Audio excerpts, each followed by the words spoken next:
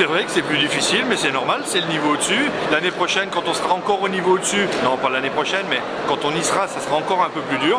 C'est bien, c'est aussi ça le sport, faut souffrir un peu pour être beau. Et ben c'est comme ça le sport, mais je vis très bien cette saison, on a les résultats qu'on attendait. Les garçons sont un peu fatigués et ont un peu de mal à enchaîner les matchs. Les filles vont encore accrocher les playoffs avec des matchs qui sont un peu plus à leur portée là, qui arrivent. Et voilà comment se passe la saison, ça se passe bien. Comme c'était prévu.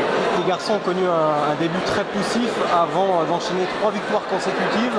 Il y a eu un déclic, vous vous êtes parlé un petit peu Oui, les garçons se sont parlé, ils ont fait un exploit en battant les leaders chez nous au dernier match. C'est assez important parce que ça leur redonne un petit peu le moral, parce que c'est un peu ça qui manquait aussi, c'est un petit peu le moral.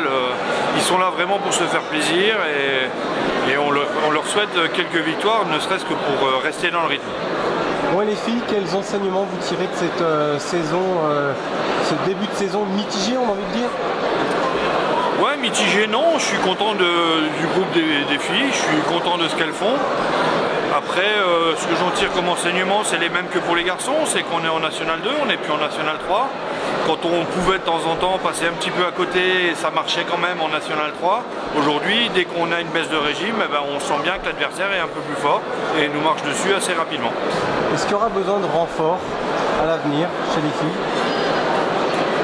On a une équipe de niveau National 2 aujourd'hui, hein, donc comme l'objectif du club n'est pas forcément que de rester en National 2, il est évident qu'il y aura des renforts, hein. Il est évident. Bon, le public est toujours au rendez-vous à Michel Plinguet?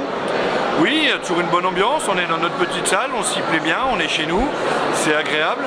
Et le public ouais, on a vraiment des fidèles qui sont là à tous les matchs, donc c'est très bien là-dessus. C'est un choix de faire jouer les filles et les garçons les uns après les autres?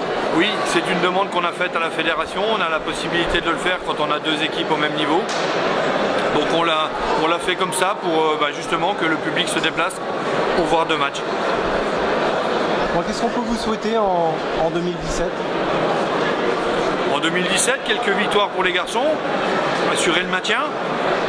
Et puis les filles, on va essayer d'accrocher la 4e, voire la 3e place, qui serait synonyme de play-off. C'est surtout un grand confort pour moi, parce que ça me permettrait de pouvoir travailler sur la saison prochaine en N2 de manière sûre. Est-ce que vous vous intéressez à la formation à Saint-Dié? Est-ce qu'il y a des jeunes qui montrent le bout de leur nez? Oui, il y a des jeunes qui montrent le bout de leur nez. On a notamment Nicolas Strabach avec les garçons en N2, qui est un jeune, qui a 18 ans, qui est un jeune pur Saint-Dié, qui a commencé le volleyball à Saint-Dié.